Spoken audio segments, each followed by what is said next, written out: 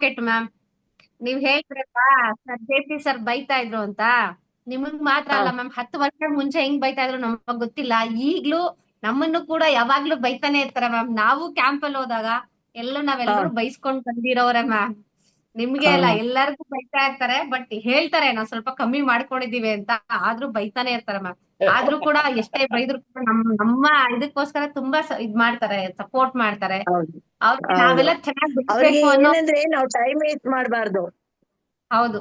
Time waste ಮಾಡಬಾರ್ದು, ಕಲಿಕೆಗೆ ಉಪಯೋಗಿಸ್ಕೋಬೇಕು ಅಂತ ಅನ್ಬಿಟ್ಟು ಇಷ್ಟು ವರ್ಷ ಅಂದ್ರೆ ನಾವು ಟೈಮ್ ಅವರು ವೇಸ್ಟ್ ಮಾಡ್ಬಿಟ್ಟಿದೀವಿ ಅಲ್ವಾ ಲೈಫ್ ಅಲ್ಲಿ. ಹೌದ್ ಹೌದು. ಅವ್ರದ್ದು ತುಂಬಾ ಡಿಸಿಪ್ಲಿನ್ಡ್ ಲೈಫ್ ಸ್ಟೈಲು. ಸೊ ಅದನ್ನ ನಮ್ಮ ಹತ್ರನೇ ಎಕ್ಸ್ಪೆಕ್ಟ್ ಮಾಡ್ತಾರೆ. ನಾವು ಅವ್ರದಕ್ಕೂ ಹೌದು ನಮಗೂ ಅಜಗಜಾಂತರ. ಸೊ ಹಂಗಾಗಿ ಅಲ್ಲಿ ಅಲ್ಲಿ ಸ್ವಲ್ಪ ಸ್ವಲ್ಪ ಮಿಸ್ ಮ್ಯಾಚ್ ಆಗುತ್ತೆ. ಹಂಗಾಗಿ ನಾವು ಬಯಸ್ಕೋತೀವಿ.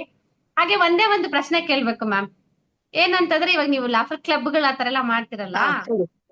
ಇವಾಗ ಕೆಲವೊಬ್ರಿಗೆ ಒಂದು ಕ್ಲಬ್ ಈ ತರ ಒಂದ್ ಸ್ವಲ್ಪ ಜನಗಳು ಬೇಕಾಗತ್ತೆ, ಈ ತರ ಎಲ್ಲ ಕ್ಲಬ್ ಎಲ್ಲ ಮಾಡ್ಬೇಕು ಹಂಗೆ ಹಿಂಗೆ ಅಂತಾನೆ. ಇವಾಗ ನಮ್ಗೆ ಯಾರು ಸಿಗಲ್ಲ, ಇವಾಗ ನಮ್ಮ ಮನೇಲಿ ಯಾರು ಇರಲ್ಲ, ಒಬ್ಬೊಬ್ರೆ ಇರ್ತೀವಿ. ಸೊ ಹಂಗಿದ್ದಾಗ ನಾವ್ ಒಬ್ಬೊಬ್ರೆ ಕೂಡ ಆತರ ನಗ್ಬೋದಾ? ಆತರ ಆಗುತ್ತಾ, ಬರುತ್ತಾ? ಖಂಡಿತ ಮಾಡ್ಕೋಬೋದಾ? ಖಂಡಿತ ನಗ್ಬೋದು. ನಾನು ಎಲ್ಲಾರ್ಗು ಲಾಫ್ಟರ್ ಆಕ್ಚುಲ್ ಆಗಿ ಲಾಫ್ಟರ್ ಕ್ಲಬ್ ಪಾರ್ಕ್ ಅಲ್ಲೆಲ್ಲ ಮಾಡ್ತಾರಲ್ಲ, ಆ ಹಾ. ತರದಕ್ ಹೋಗಲ್ಲ. ನಾನು ನಾರ್ಮಲ್ ಆಗಿ ಆರ್ಗನೈಸೇಷನ್ಸ್, ಸ್ಕೂಲ್ಸ್, ಕಾಲೇಜಸ್ ಹೋಗ್ತೀನಿ. ಸೊ ನಾ ಎಲ್ಲಾರು ಲಾಸ್ಟ್ ಅಲ್ಲಿ ಒಬ್ಬೊಬ್ರೆ ನಗೋದು ಹೇಳ್ಕೊಡ್ತೀನಿ. ಏನಕ್ಕೆ ಅಂತಂದ್ರೆ, ನಮ್ಗೆ ಇವಾಗ ನಾವು ಊಟ ಮಾಡ್ತೀವಿ, ಕಾಫಿ ತಿಂಡಿ ತಿಂತೀವಿ, ನೀರ್ ಕುಡಿತೀವಿ, ಒಂದೊಂದ್ಸತಿ ಇಷ್ಟನೇ ಇರಲ್ಲ ಅಂದ್ರೂ ತಿಂಡಿ ನೋಡಿದ ತಕ್ಷಣ ಎಲ್ಲ ತಿಂತೀವಿ. ಇದಿರಲ್ಲ, ಬಾಯಾರಿಕೆ ಇರಲ್ಲ, ಜ್ಯೂಸ್ ಕುಡಿತೀವಿ. ಕರೆಕ್ಟ್ ಅಲ್ವಾ? ಕರೆಕ್ಟ್ ಹೌದು. ಅಲ್ವಾ? ನಾವ್ ಮಾಡ್ಬೇಕು. ಅದಕ್ಕೂ ನಾವ್ ಯಾರೋ ಒಬ್ರು ಜೊತೆಗ್ ಬೇಕು ಅನ್ನೋದಿಲ್ಲ ನೋಡಿ. ನಾನ್ ಸುಮ್ನೆ ನಗ್ತೀನಿ ನೋಡಿ. ನಾನು ಅದು ನೋಡಿ ಸೈಲೆಂಟ್ ಲಾಫ್ಟರ್ ಅಂತಾರೆ.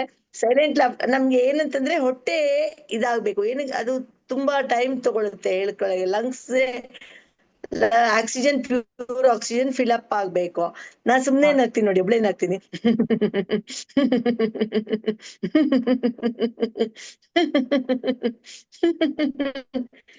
ಸೊ ನೀವ್ ಏನಂತಂದ್ರೆ, ನಾನು ಯಾವಾಗ್ಲೂ ಹೇಳ್ತೀನಿ ಎಲ್ಲಾರ್ಗುವೆ, ಬೆಳಿಗ್ಗೆ ಎದ್ದ ತಕ್ಷಣ ನಾವು ದೇವ್ರನ್ನ ಕೈ ನೋಡಿ, ದೇವ್ರ ಫೋಟೋ ನೋಡಿ ಅಂತ ಹೇಳ್ತೀರಲ್ವಾ.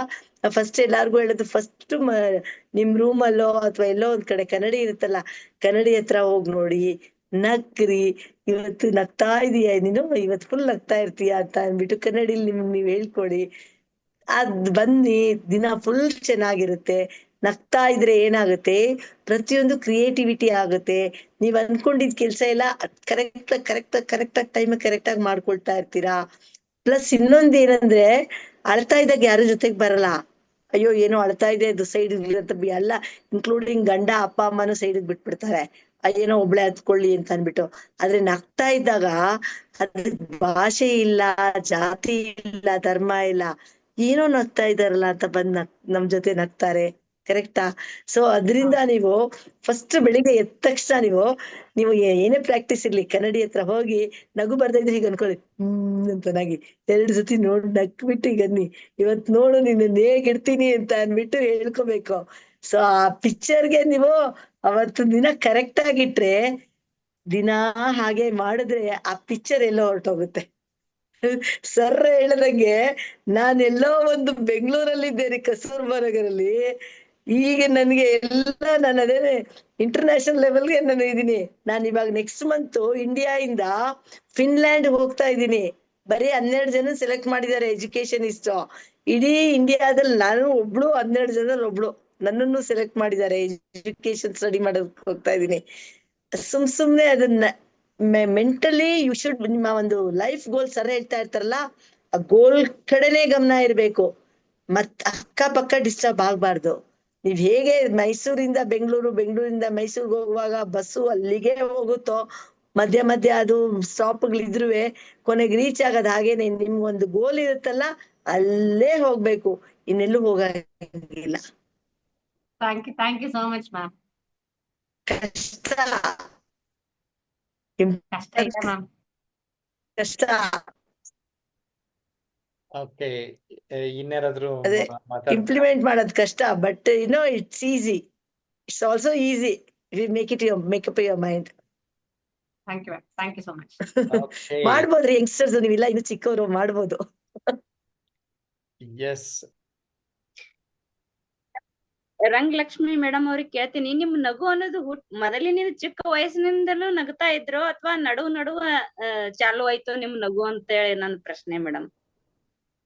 ಇಲ್ಲ ನಾನ್ ಸ್ವಲ್ಪ ಚಿಕ್ಕ ವಯಸ್ಸಿಂದನೂ ಸ್ವಲ್ಪ ನಾ ನಗ್ತಾನೆ ಇದ್ದೆ. ನಾನ್ ಯಾವತ್ತೂ ಇದು ತಲೆಗೆ ತಗೊಳ್ತಾ ಇರ್ಲಿಲ್ಲ. ಎಷ್ಟೇ ನೆಕ್ಸ್ಟ್ ಮೊಮೆಂಟ್ ಎದ್ ಬಿಡ್ತೀನಿ. ಈಗ್ಲೂ ಅಷ್ಟೇನೇನೆ, ಈಗ್ಲೂ ಅಷ್ಟೇ. ಇವಾಗ ಏನೋ ಒಂದು ನಾನು ಅದೇ ಹೇಳ್ತೀನಲ್ಲ, ಗುರಿ ಇತ್ತು ಅಂತಂದ್ರೆ ಆ ಗುರಿ ಕಡೆ ಮುಖ ಇರುತ್ತೆ ಹೊರತು ಏನೋ ಒಂದು ಬೇಜಾರಾಗಿದ್ದು ಸೈಡ್ಗೆ ಹಾಕ್ಬಿಡ್ತೀನಿ. ಸೊ ಅದಕ್ಕೆ ಏನಂದ್ರೆ ನಗ್ತಾ ಇರ್ಬೇಕು. ನೀವು ಗುರಿ ಕಡೆ ಹೋಗೋದಕ್ಕೆ ನೀವು ಅಳ್ತಾ ಇದ್ರೆ ಆಗಲ್ಲ, ಬೇಜಾರ್ ಮಾಡ್ಕೊಂಡಿದ್ರೆ ಆಗಲ್ಲ. ನಗ್ತಾನೆ ಗುರಿ ಸಾಧಿಸ್ಕೊಂಡು ಹೋಗ್ಬೇಕು. ಸೊ ಅವಾಗ್ಲೇ ನಿಮ್ಗೆ ಗುರಿ ಸಾಧನೆ ಮಾಡಕ್ಕಾಗೋದು. ನೀವು ಬೇಜಾರ್ ಮಾಡ್ಕೊಂಡು ಪ್ರಪಂಚ ತಲೆ ಮೇಲೆ ಬಿದ್ದಿದೆ ಅಂದ್ರೆ ಪ್ರಪಂಚ ಬಿದ್ದೇ ಬೀಳುತ್ತೆ. ಕರೆಕ್ಟಾ? ನೀವು ನಗ್ತಾ ಇದ್ದೀರಲ್ರಿ, ಚೆನ್ನಾಗೇ ನಗ್ತಾ ಇದ್ದೀರಾ. ಮೇಡಮ್ ತುಂಬಾ ಖುಷಿ ಅನಿಸ್ತದೆ ಮೇಡಮ್. ಥ್ಯಾಂಕ್ ಯು, ಧನ್ಯವಾದ. ಚಿಕ್ಕ ವಯಸ್ಸಿನಲ್ಲಿ ನಗ್ತಾ ಇದ್ದೆ ನಾನು ತುಂಬಾ. ನಾನು ಅವಾಗಿಂದನು ಸ್ವಲ್ಪ ತಮಾಷೆ ಮಾಡೋದು ಅದೆಲ್ಲ ಮಾಡ್ತಾ ಇದ್ದೆ. ಇದ್ರಲ್ಲಿ ಹಲೋ, ಏನ್ ಸರ್? ನಮಸ್ತೆ ಮೇಡಮ್. ನಮಸ್ತೆ, ಹೇಳಿ ಸರ್.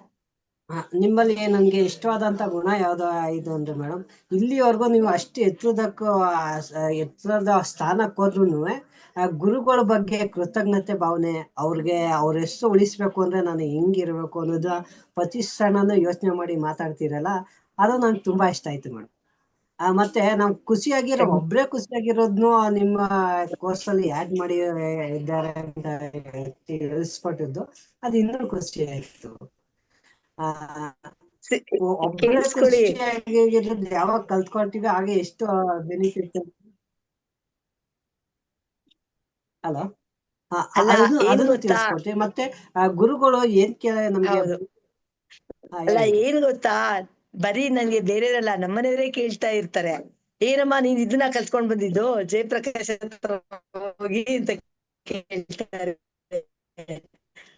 ಅದು ಹೇಳ್ಬಾರ್ದು, ಕರೆಕ್ಟಾ? ಯಾರು ಹೇಳ್ಬಾರ್ದು. ಸೊ ನಾವ್ ಕರೆಕ್ಟ್ ಆಗಿ ಮಾತಾಡಿದ್ರೆ ಅವ್ರಿಗೂ ಒಂದು ಮರ್ಯಾದೆ ಇರುತ್ತೆ. ಮನೆಗಳಲ್ಲೇ ಬೇಕಿದ್ರೆ ಆತರ ಹೇಳ್ತಾರೆ.